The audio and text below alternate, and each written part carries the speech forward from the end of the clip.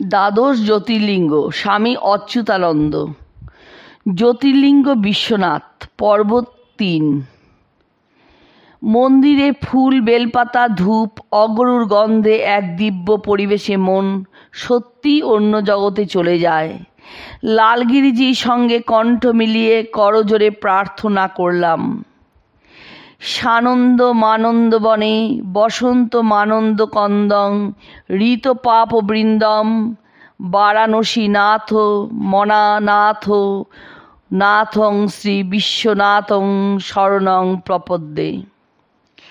দ্বাদশ জ্যোতির্লিঙ্গ স্তবের এই অংশটি পাঠ করে সাষ্টাঙ্গ প্রণাম করলেন। তারপর বিশ্বনাথকে দুহাত দিয়ে প্রাণ ভরে স্পর্শ করলাম। প্রাণ মন ভরে গেল। কতদিনের আশা আজ পূর্ণ হলো। ছোট থেকেই শুনে এসেছিলাম, অভূম্যক্তে মহাক্ষেত্রে সর্বেষাং মুক্তি হেতুকে তারকস্য উপদেশার্থং বিশ্বেস্য অধিতিষ্ঠতে। মহাতীর্থ অবিমুক্ত পুরীতে সকলের মুক্তিদানের উপায় তারক ব্রহ্ম মন্ত্রদান করার জন্য শ্রী বিশ্বনাথ সর্বদা বিরাজ করেন। এই শ্রী বিগ্রহ অতি পবিত্র ও জাগ্রত। অনাদিকাল থেকে কত অবতার পুরুষ, সাধক, মহাপুরুষ, ভক্তেরা এই বিগ্রহ দর্শন করতে এসেছেন। ভক্তির জমাট বাঁধা এই বিগ্রহের তুলনা নেই। শাস্ত্র বারবার এই লিঙ্গের মহিমার কথা স্মরণ করে বলেছেন। নাবিমুক্ত সমং ক্ষেত্রং নাবিমুক্ত সমাগতি নাবিমুক্ত সমং লিঙ্গং সত্যং সত্যং পুনঃ পুনঃ। এই অবিমুক্ত ক্ষেত্রের তুল্য আর তীর্থ নেই। এই অবিমুক্ত তীর্থ অগতির গতি।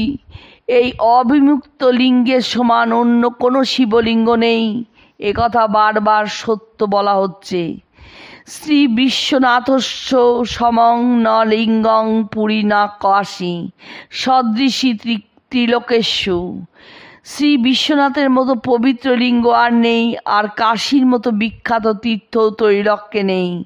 সেই কাশীতে বিশ্বনাথের স্পর্শ লাভের পর মন্দিরের দক্ষিণ পশ্চিম কোণে দাঁড়িয়ে দাঁড়িয়ে আমি তন্ময় হয়ে ভাবছিলাম কাশীখণ্ডের এই লিঙ্গ উৎপত্তির কথা। লালগিরিজি আমাকে শ্রী বিশ্বনাথের মন্দির দর্শন শেষ করিয়ে পশ্চিম দ্বার দিয়ে বাইরে এনে প্রথমেই দেখালেন সামনে ছোট্ট নাট মন্দিরের ঠিক মাঝখানে রূপোর গৌরীপট্ট সমেত মধুপর্ণের শিবলিঙ্গ। বললেন, ইনি বৈকুণ্ঠেশ্বর, আর তারই নিচে রয়েছে আঙুলের মতো ক্ষুদ্র একটি অতি প্রাচীন লিঙ্গ। এইটি আসল বৈকুণ্ঠেশ্বর লিঙ্গ। বৈকুণ্ঠ চতুর্দশীর দিন এখানে দারুণ ভিড় হয়। বিশেষত মেয়েরা উপবাস করে এখানে দীপ জেলে দিয়ে পূজা করেন। বৈকুণ্ঠেশ্বরের পশ্চিমে ছোট একটি মন্দিরে দুটি বড় শিবলিঙ্গ আছেন, দণ্ডপাণীশ্বর এবং মহাকালেশ্বর। খুব প্রাচীন। ঘরটি অন্ধকার। পশ্চিমের দেওয়ালে রয়েছেন মহাবীর এবং উত্তর পশ্চিম কোণের ছোট্ট মন্দিরে অষ্টধাতুর পার্বতী। কেউ কেউ বলেন এটি অহল্যাবাইয়ের মূর্তি, যিনি এই মন্দির তৈরি করে দিয়েছিলেন।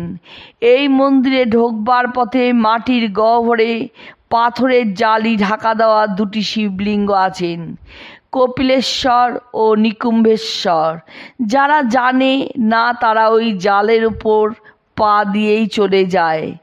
বেশ বোঝাও যায় অন্ধকার গর্ভে দুটি শিবলিঙ্গ, তারপরেই ঢাকা বারান্দা। বিশ্বনাথের ঈশান কোণে দেওয়ালের গায়ে দণ্ডায়মানা এক দেবীর মূর্তি। এর নাম ভোগ অন্নপূর্ণা। আগে ইনি জ্ঞানবাপীর কাছে আলাদা মন্দিরে ছিলেন। এখন বিশ্বনাথের ভোগের সময় এরও ভোগ হয়। সারা শরীর কাপড় দিয়ে ঢাকা থাকে। এর এক হাতে হাতা, অন্য হাতে অন্নপাত্র, ঠিক অন্নপূর্ণার মূর্তি। একে শৃঙ্গার গৌরীও বলে। এই মন্দিরে ঢোকবার পথে বাঁদিকে মাটির তলায় গর্তে আছেন কুবেরেশ্বর, আরেক দেয়ালে আছেন আনন্দ ভৈরব। এরাও খুব প্রাচীন বিগ্রহ। এবারে দক্ষিণ মুখে বেরিয়ে পূর্বদ্বারকে ডান হাতে রেখে সামনে গেলেই বিশ্বনাথের মন্দিরে অগ্নিকোণে কাশীর সবচেয়ে প্রাচীন শিবলিঙ্গ অবিমুক্তেশ্বর মহাদেব। এই লিঙ্গ স্বয়ং বিশ্বনাথের নিজের প্রতিষ্ঠিত।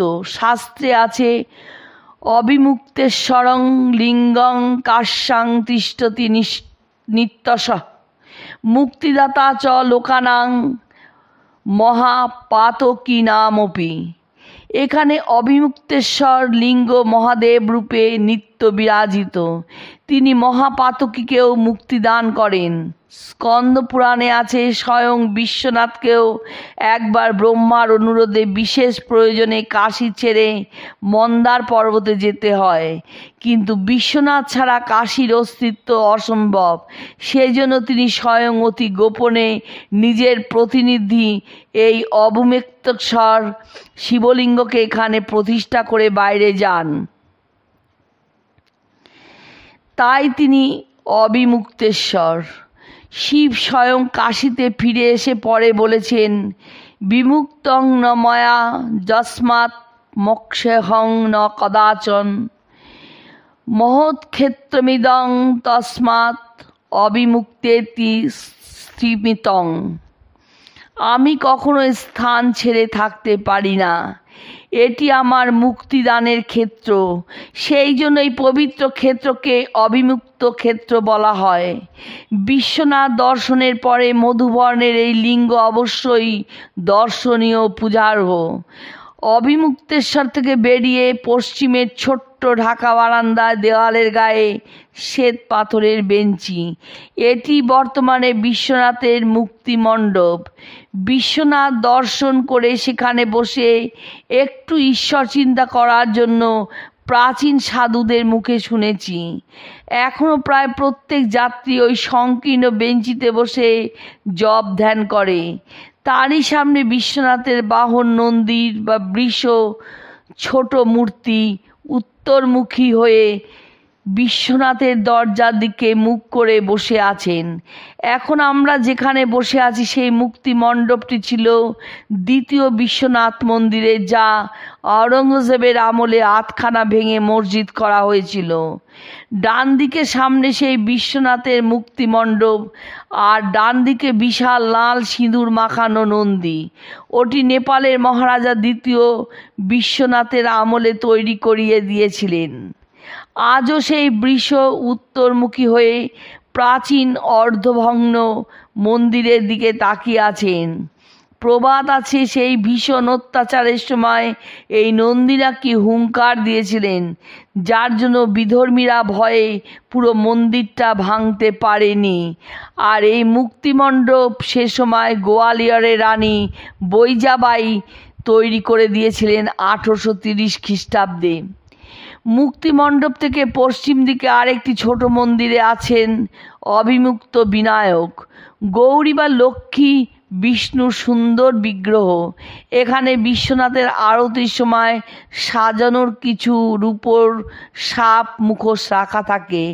এই মন্দিরের বাঁদিকে একটু নিচে পিতলের জাল দিয়ে ঘেরা আরেকটি প্রাচীন শিবলিঙ্গ আছেন, তার নাম শনৈশ্চরেশ্বর।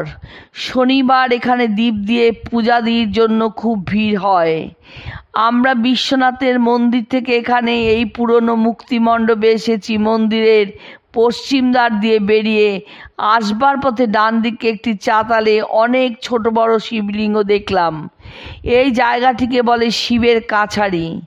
তারপরে গলি থেকে বেরিয়ে পথে পড়েছিল বহু প্রাচীন বটগাছ, যার নাম অক্ষয় বট। এখানে অনেকে মানত করেন।